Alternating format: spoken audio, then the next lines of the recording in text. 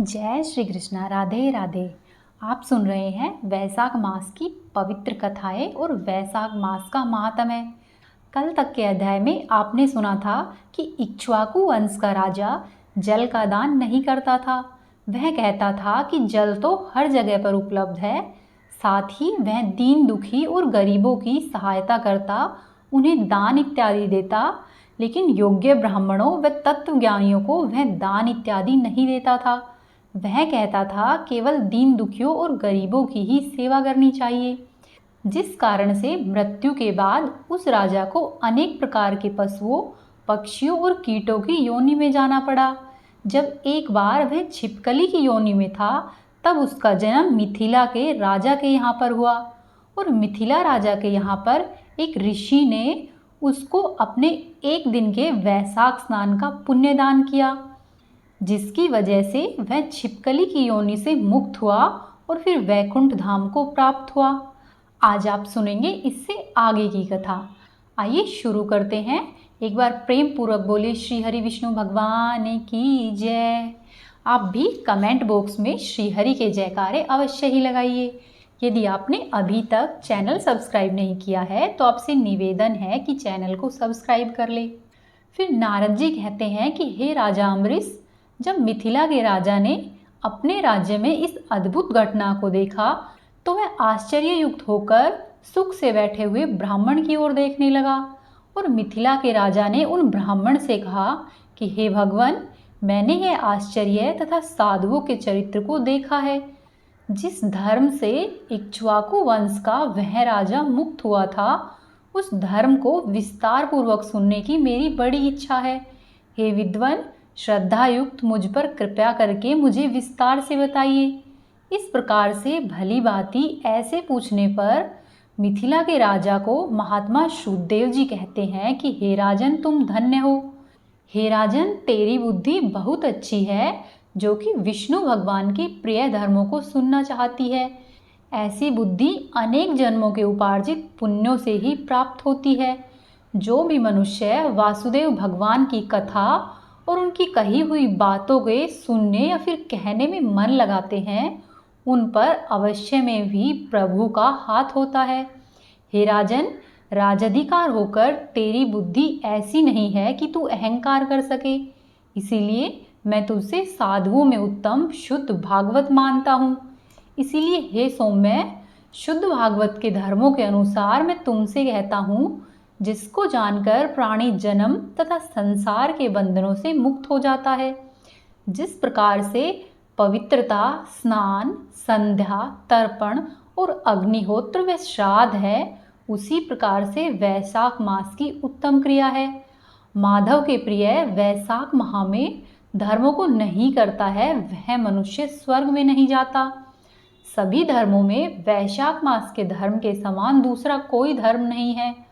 बहुत से धर्म ऐसे हैं जो प्रजा को आनंद देते हैं, परंतु उपद्रव से ये नाश हो जाते हैं। इनमें से कुछ विचार की बात नहीं है। वैशाख के महीने में करने योग्य सभी धर्म सुलभ है, जैसे जल के घड़े का दान करना, मार्ग में सुंदर छायादार वृक्ष लगवाना, जूता, खड़ाऊ और छाता व पंखा इत्यादि का दान करना, तिल सहित मधु का दान करना, थकावट हटाने वाले गोरस का दान करना, बावड़ी, कुआं, तालाब इत्यादि को बनवाना और पथिकों के लिए आश्रय बनवाना, साथ ही नारियल, ऊख, कपूर तथा कस्तूरी का दान करना, गंध लगाना तथा हे राजन, पलंग या फिर खटिया का दान करना और आम के फल व सुंदर स्वादिष्ट ककड़ी का दान करना, दवना तथा सुगंधरा के फूलों का दान करना व शाम के समय गुड़ और जल का दान करना, पूर्णिमा के दिन तरह तरह के अन्न तथा प्रतिदिन दही और अन्न का दान देना, सदा ही तांबुल का दान करना और चैत्र की अमावस्या के दिन करीर दान करना व सूर्य उदय होने से पहले पूरे वैशाख मास में प्रतिदिन ही स्नान करना व पूरे वैशाख मास में श्रीहरि के स्वरूप मधुसूदन भगवान की पूजा करना, उनकी कथाएं सुनना, साथ ही अपने शरीर में तेल नहीं लगाना व संभव हो तो पत्ते पर भोजन करना, वह बीच बीच में थकावट के कारण पसीने से भीगे हुए पंखे से हवा करना, वह सुगंधित कोमल पुष्पों से प्रतिदिन ही श्रीहरि का पूजन करना, प्रतिदिन फल, दही, अन्न व नैवेद्य लगाना, धूप दीप करना, गायों को ग्रास देना, ब्राह्मणों के पैर धोकर उनकी सेवा करना, गुड़, अदरक तथा आंवले का मुरब्बा दान करना, पथिकों की सेवा करना, चावल और साग का दान करना, ये सभी धर्म माधव प्रिय वैशाख महीने में अति उत्तम है। तथा भगवान विष्णु को फूल अर्पण करना, समय के इत्यादि से श्रीहरि का पूजन करना, दही, अन्न तथा नैवेद्य लगाना, ये सभी कार्य संपूर्ण पापों का नाश करते हैं।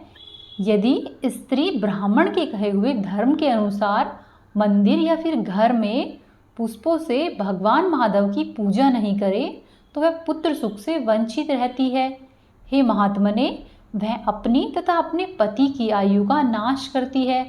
वैशाख के महीने में धर्म के हेतु विष्णु भगवान लक्ष्मी जी के साथ तथा मुनि और देवताओं के साथ प्रजा की परीक्षा करने के लिए उनके घर पर जाते हैं।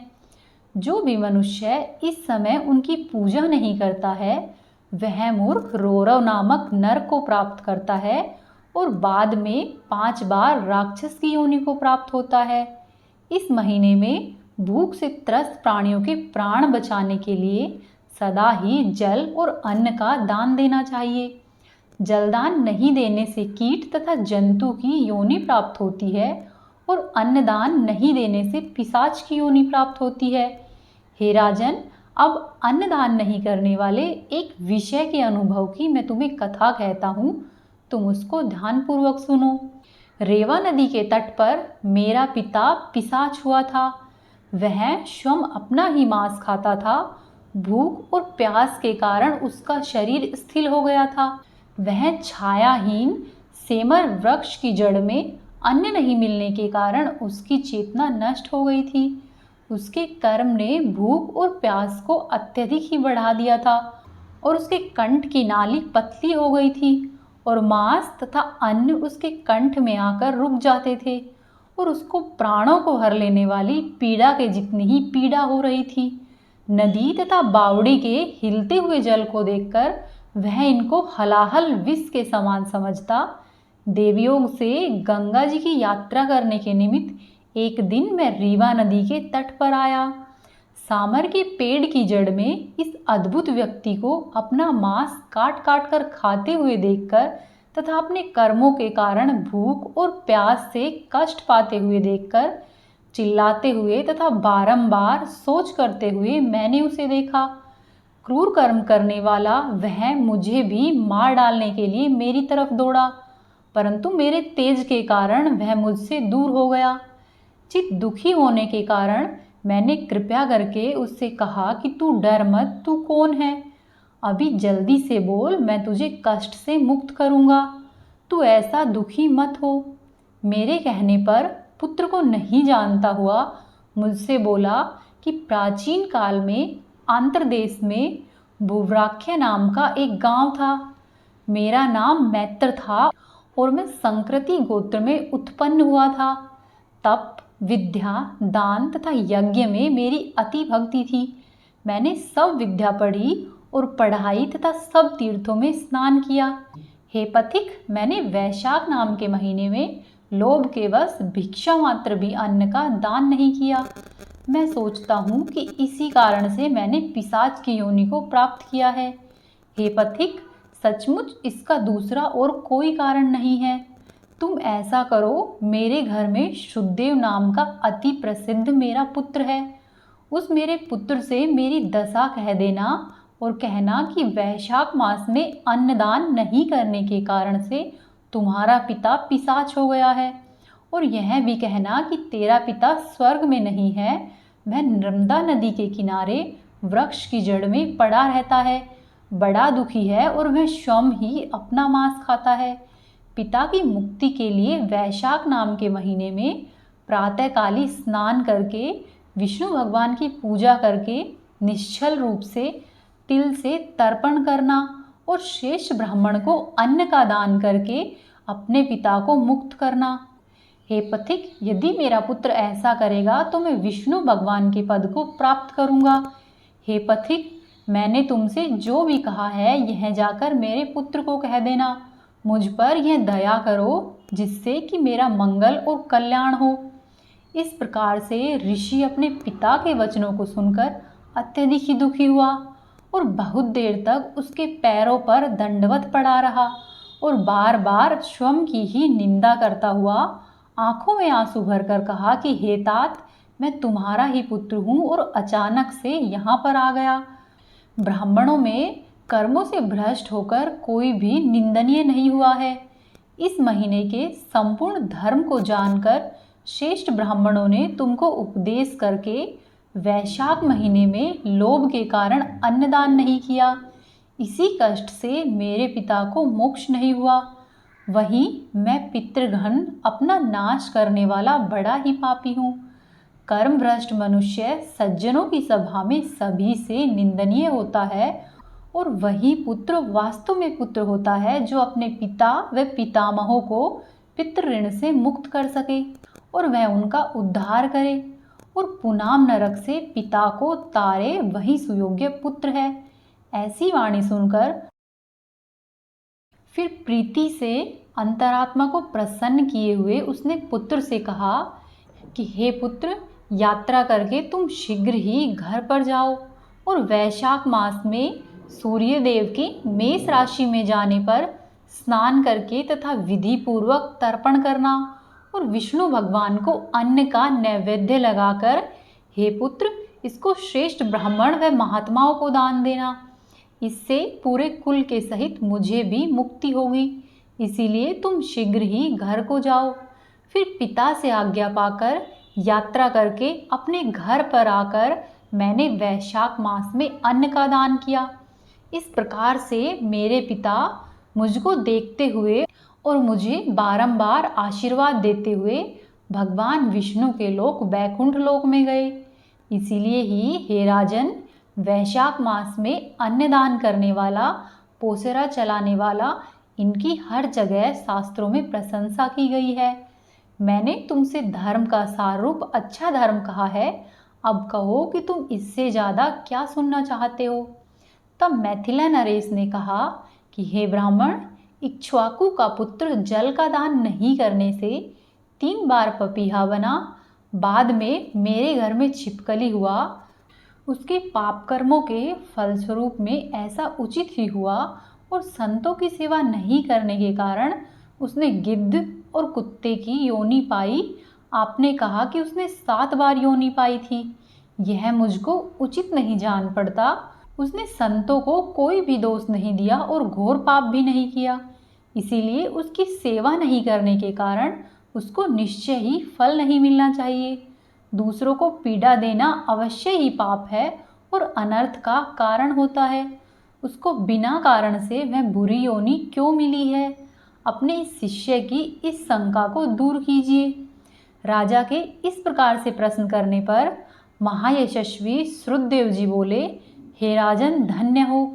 ऐसा कहकर वो वर्णन करने के लिए तैयार हुए। फिर मुनि कहते हैं कि हे राजन, वैशाख के महीने में शरीर में तेल लगाना, दिन में सोना, कांसे के पात्र में भोजन ग्रहण करना, चारपाई पर सोना, घर में ही स्नान करना व निषिद्ध पदार्थों का भोजन करना तथा दिन में 2 बार भोजन करना और रात्रि में भी भोजन करना, इन 8 कार्यों को नहीं करना चाहिए। ये सभी कार्य वैशाख मास में वर्जित है। वैशाख महीने में जो भी व्रत करता हुआ परास के पत्ते पर भोजन करता है वह पापों से मुक्त हो जाता है, साथ ही विष्णु लोक को चला जाता है। वैशाख के महीने में मध्याह्न के समय थके हुए ब्राह्मणों के चरण धोना अति उत्तम है।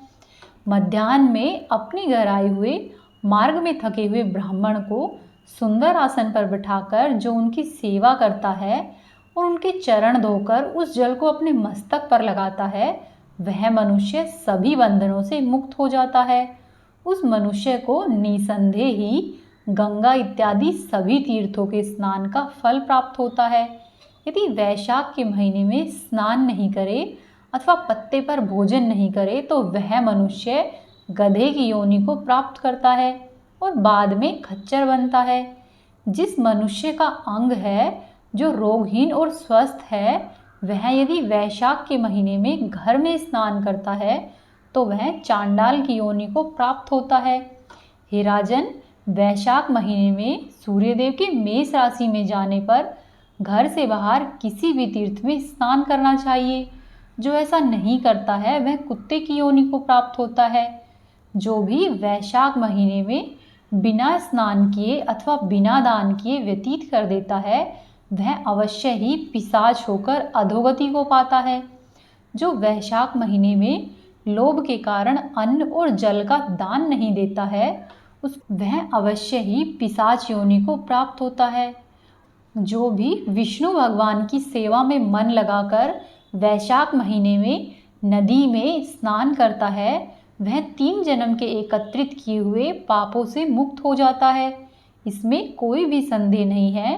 जो भी मनुष्य प्रातःकाल सूर्योदय से पहले समुद्र में जाने वाली नदी में स्नान करता है, उसके 7 जन्म के संचित किए हुए पाप तत्काल ही नष्ट हो जाते हैं। जो भी मनुष्य सूर्योदय में 7 गंगा में स्नान करता है, उसके करोड़ों जन्मों के सभी प्रकार के संचित पाप नष्ट हो जाते हैं। इसमें कोई भी संदेह नहीं है। जानवी, वृद्धगंगा, कालिंदी, सरस्वती, कावेरी, नर्मदा और वेणी, ये 7 नदियाँ ही 7 गंगा कहलाती है। वैशाख महीने में जो भी मनुष्य अपने खुदवाए हुए जलाशय में स्नान करता है, उसके उसी जन्म के सभी पाप कर्म नष्ट हो जाते हैं। इसमें कोई संदेह नहीं है। वैशाख के महीने में जो भी बावड़ी इत्यादि में प्रातःकाल स्नान करता है, उसके महापातकों के समुदाय नष्ट हो जाते हैं। यदि घर के बाहर किसी तीर्थ में गाय के खुर के समान भी गहरा जल हो, तो यह निश्चय है कि उसमें गंगा इत्यादि सभी नदियाँ वास करती है। इस बात को जानने वाले को सभी तीर्थों से अधिक फल होते हैं। हे राजन, सभी रसों में दूध श्रेष्ठ है, दूध से श्रेष्ठ दही है और दही से श्रेष्ठ घी है। इसी प्रकार सभी महीनों में कार्तिक श्रेष्ठ है, कार्तिक से श्रेष्ठ माघ है और माघ से वैशाख उत्तम है। इस मास में किया हुआ धर्म का कार्य बड़ वृक्ष के बीज के समान बढ़ता है। मनुष्य धनी हो, अत्यधिक ही दरिद्र हो अथवा दूसरों के अधीन हो, वह जो कुछ भी वस्तु प्राप्त कर सके, अपनी सामर्थ्य के अनुसार उसे ब्राह्मणों को दान देना चाहिए। कंद, मूल, फल व शाक, नमक, गुड़, लकड़ी, पत्ते, जल या फिर मट्ठा, ये पदार्थ दान देने से दिन प्रतिदिन बढ़ते हैं। बिना दान दिए हुए ब्राह्मण भी कुछ प्राप्त नहीं कर सकते। दान नहीं देने वाला दरिद्र हो जाता है, दरिद्र होने से पाप करता है और पाप करने से वह अवश्य ही नरक में जाता है। इसी कारण से सुख की इच्छा रखने वाले को सदैव ही कुछ न कुछ दान देते रहना चाहिए। जिस प्रकार से सभी गुणों से युक्त ग्रह आच्छादन के बिना शोभा नहीं देता, उसी प्रकार से सब महीनों में धर्म करने वाला यदि वैशाख के मास में धर्म नहीं करता है, जिस प्रकार से कन्या सभी लक्षणों से युक्त रहने पर भी पति के जीते रहने पर ही सुलक्षणा कहलाती है, उसी प्रकार से हे राजन, अंग सहित सब क्रिया वैशाख मास में नहीं की जाने पर व्यर्थ ही मानी जाती है। जिस प्रकार से सभी गुण दया बिना व्यर्थ होते हैं, उसी प्रकार से वैशाख मास धर्म के बिना व्यर्थ होता है। जिस तरह से सभी गुणों से शाक बनाने पर नमक के बिना वह स्वाधीन हो जाता है, उसी प्रकार वैशाख मास में बिना पुण्य के भांति भांति के प्रयत्न करने पर वह पुण्य भी फल नहीं देते हैं। इसीलिए प्रत्येक प्राणी को वैशाख के महीने में सभी प्रकार के धर्म का पालन प्रयत्न पूर्वक करना चाहिए। इसमें कोई भी संदेह नहीं है। मेष राशि में सूर्य रहने पर भगवान विष्णु के निमित्त प्रतिदिन प्रातःकाल ही स्नान करके उनका पूजन करे, अन्यथा मनुष्य नरक का भागी होता है। वैशाख मास संपूर्ण फल को देने वाला महीना है। इसके देवता मधुसूदन है। इस माह में तीर्थ, यज्ञ, तप, दान, हवन इत्यादि अत्यधिक फल देते हैं। हे राजन, वैशाख मास में मधुसूदन भगवान की तुलसी पत्र से पूजा करनी चाहिए। हे राजन, जो मनुष्य वैशाख माह में मधुसूदन भगवान की तुलसी के पत्र से पूजा करता है, वह सार्वभौमिक राजा होकर करोड़ों जन्मों तक ऐश्वर्य को भोगकर बाद में करोड़ों कुल सहित विष्णु जी की साजुन्य मुक्ति को पाता है। आज की कथा यहीं तक। इससे आगे की कथा आप सुनेंगी कल के अध्याय में। उम्मीद है आपको आज की कथा पसंद आई होगी।